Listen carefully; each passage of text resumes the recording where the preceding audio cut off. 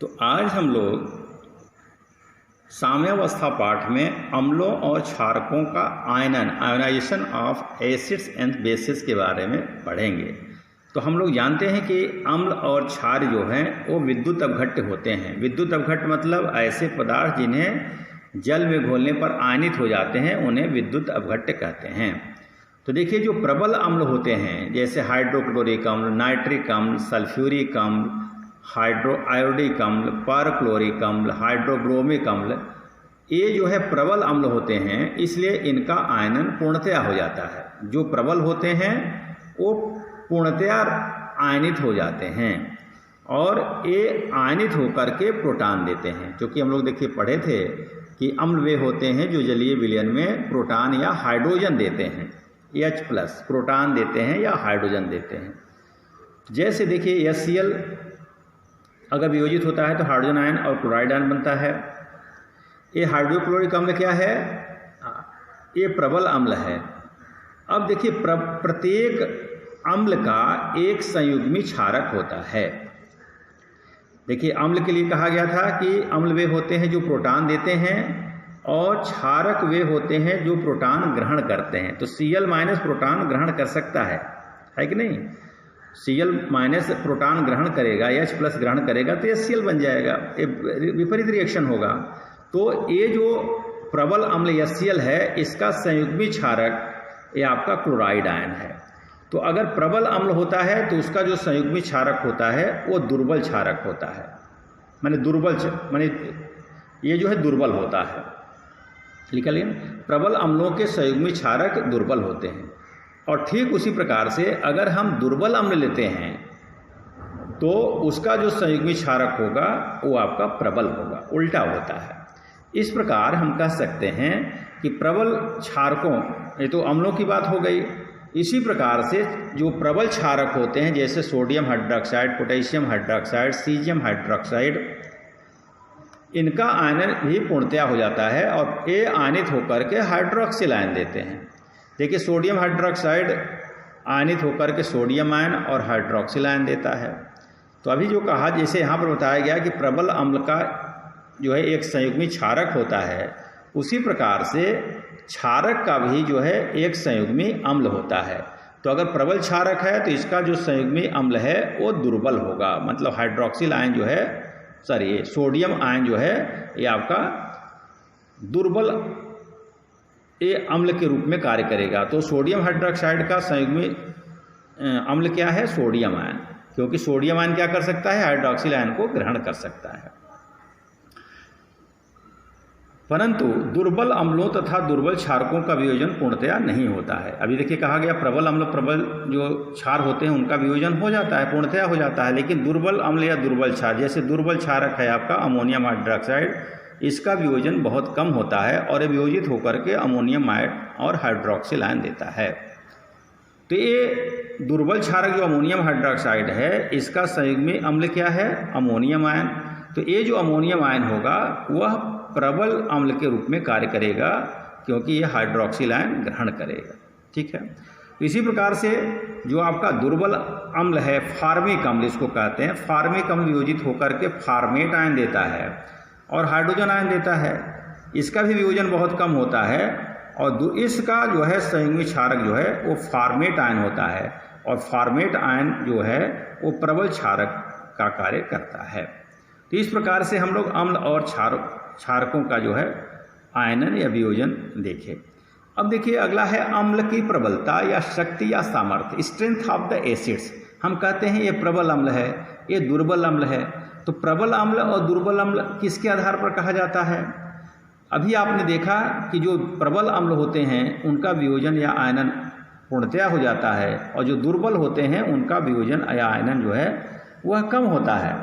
तो ऐसे अम्ल जो वियोजित होकर या आयनित होकर के अधिक मात्रा में हाइड्रोजन आयन देते हैं, अधिक मात्रा में हाइड्रोजन आयन देते हैं, उन्हें हम प्रबल अम्ल कहते हैं।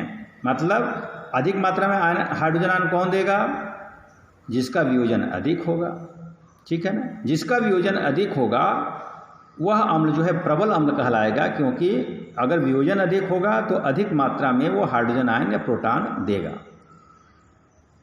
अगर मान लीजिए कुछ अम्लों की अगर हम तुलना करें तो यदि समान नॉर्मलता वाले विलयनों में अम्ल ए अम्ल बी से अधिक हाइड्रोजन आयन देता है, मतलब दो अम्ल हैं ए और बी, और ए अम्ल जो है वह अधिक हाइड्रोजन आयन देता है वियोजित होकर, और बी जो है अगर कम देता है, ठीक है, तो हम कह सकते हैं कि ए की प्रबलता जो है वो बी से अधिक है, मतलब ए जो है प्रबल अम्ल है बी की अपेक्षा, हम ऐसा कह सकते हैं। अब यहाँ पर देखिए कुछ यहाँ पर उदाहरण दिया गया है। n/10 सांद्रता के कुछ अम्लों का प्रतिशत आयनन मात्रा नीचे दिया गया है, मतलब जितने भी विलयन लिया गया है वह n/10 सांद्रता का है, मतलब नॉर्मलता क्या है 1/10 है सभी विलयनों का। तो अगर 1/10 नॉर्मलता वाले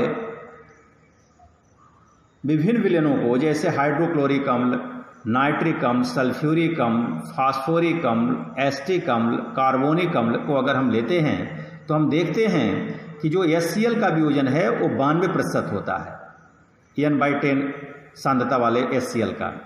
नाइट्रिक अम्ल का वियोजन 80% होता है, सल्फ्यूरिक अम्ल का वियोजन 60% होता है, फास्फोरिक अम्ल का वियोजन 28% होता है, एस्टिक अम्ल का वियोजन 1.3% होता है, और कार्बोनिक अम्ल का वियोजन 0.18 होता है।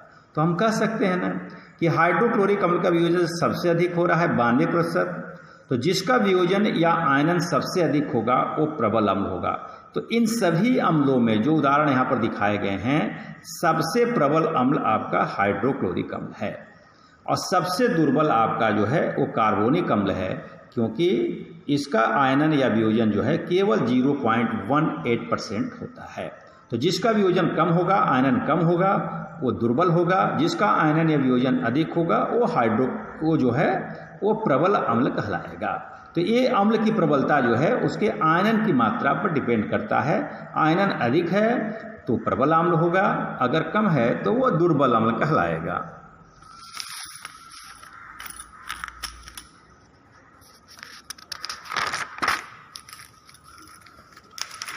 आगे देखेंगे थोड़ा सा।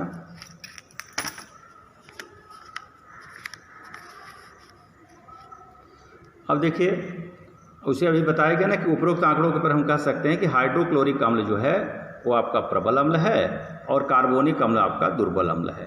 अब आगे एक टॉपिक है विद्युत अपघट्य, इलेक्ट्रोलाइट्स किसे कहते हैं। तो अभी शुरुआत में हमने चर्चा किया था कि ऐसे पदार्थ जिन्हें जल में घोलने पर आयनित हो जाते हैं, अपने आयनों में टूट जाते हैं, उन्हें हम विद्युत अपघट्य कहते हैं। तो जितने भी अभी उदाहरण बताए गए अम्ल के, चाहे दुर्बल हो चाहे प्रबल हैं अम्ल हो, या दुर्बल क्षार या प्रबल क्षारक हो, वो सब के सब विद्युत अपघट्य होंगे। तो यहाँ पर उदाहरण दिया गया जैसे हाइड्रोक्लोरिक अम्ल, sodium hydroxide, copper sulphate, sodium chloride, asterisk अम्ल, ये आपके विद्युत अपघट्य होंगे। क्यों? क्योंकि इन्हें जल में घोलने पर ये आयनित हो जाते हैं। जैसे HCl का आयनन होता है तो हाइड्रोजन आयन और क्लोराइड आयन बनता है। सोडियम हाइड्रोक्साइड का वियोजन होता है, आयनन होता है तो सोडियम आयन और हाइड्रोक्सिल आयन बनता है। कॉपर सल्फेट का आयनन होता है तो कॉपर आयन और सल्फेट आयन बनता है। सोडियम क्लोराइड का होता है आयनन तो सोडियम आयन और क्लोराइड आयन बनता है। इसी प्रकार से एस्टिक अम्ल का जब आयनन होता है तो एसीटेट आयन और हाइड्रोजन आयन बनता है। अब ये जो विद्युत अपघट्य है वो दो प्रकार के हैं। तो अभी कहा गया प्रबल, अभी चर्चा हो रहा था प्रबल अम्ल और दुर्बल अम्ल, मतलब जिसका आयनन अधिक होगा वो प्रबल अम्ल कहलाएगा, जिसका वियोजन कम होगा दुर्बल अम्ल कहलाएगा। उसी प्रकार से जो प्रबल विद्युत अपघट्य होते हैं, मतलब ऐसे विद्युत अपघट्य जिनका आयनन अधिक होता है या पूर्णतया हो जाता है, मानी पूर्ण रूप से आयनित हो जाते हैं या अधिक आयनित होते हैं, उन्हें हम प्रबल विद्युत अपघट्य कहते हैं। तो प्रबल विद्युत अपघट्य के उदाहरण क्या होंगे? जो प्रबल अम्ल हैं, जो प्रबल क्षारक हैं, अभी उदाहरण बताया गया आपको, तथा जितने भी लवण हैं वो सब प्रबल विद्युत अपघट्य के अंतर्गत आते हैं। जैसे हाइड्रोक्लोरिक अम्ल, नाइट्रिक अम्ल, sodium hydroxide, potassium hydroxide, sodium chloride, copper sulphate, ये सब के सब जो है वो प्रबल विद्युत अपघट्य के उदाहरण हैं।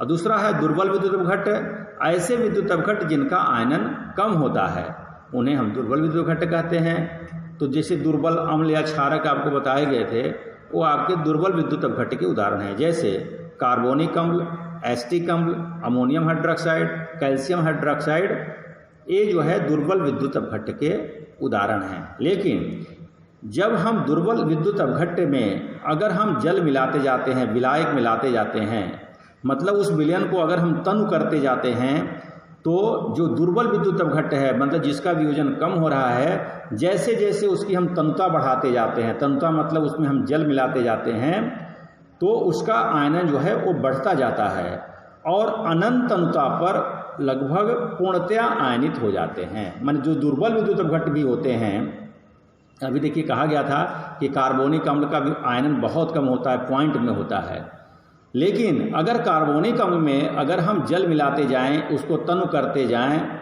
और अधिक मात्रा में अगर हम विलायक मिलाते जाएं, तो कहेंगे अनंत तनुता का मतलब क्या हुआ कि जो भी विद्युत अपघट्य है उसमें विलायक जो है बहुत अधिक मात्रा में हो इन कंपैरिजन टू जो आपका विद्युत अपघट्य है। विद्युत अपघट्य के मतलब जिसको हम घोल रहे हैं उसके तुलना में विलायक अगर बहुत अधिक मात्रा में है, तो ऐसे विलयन को हम तनु विलयन कहते हैं और कहते हैं कि अनंत तनुता पर वो विलयन बना हुआ है। तो अनंत तनुता पर क्या होता है, अगर दुर्बल विद्युत अपघट्य है उनका भी लगभग पूर्णतया वियोजन या आयनन हो जाता है। अगला है आपका विद्युत अनअपघट्य, नॉन इलेक्ट्रोलाइट्स। नॉन इलेक्ट्रोलाइट्स का मतलब जिन्हें जल में घोलने पर या किसी विलायक में घोलने पर आयनित नहीं होते हैं, उन्हें हम विद्युत अनअपघट्य कहते हैं, नॉन इलेक्ट्रोलाइट्स कहते हैं। जैसे अगर हम ग्लूकोज को जल में घोलते हैं तो किसी प्रकार का आयन प्राप्त नहीं होता। सुक्रोज को अगर हम जल में घोलते हैं तो किसी प्रकार का आयन प्राप्त नहीं होता। यूरिया या क्लोरोफार्म को भी अगर हम जल में घोलें या किसी विलायक में घोलें तो उसका आयनन नहीं होता। तो ऐसे पदार्थ जिनको जल में घोलने पर आयनन उनका नहीं होता है, ऐसे पदार्थ को हम विद्युत अनअपघट्य कहते हैं, जिसके उदाहरण आपके सामने दिखाया गया है। तो इसको हम लोग ध्यानपूर्वक पढ़ेंगे, देखेंगे और नोट्स बनाएंगे। धन्यवाद।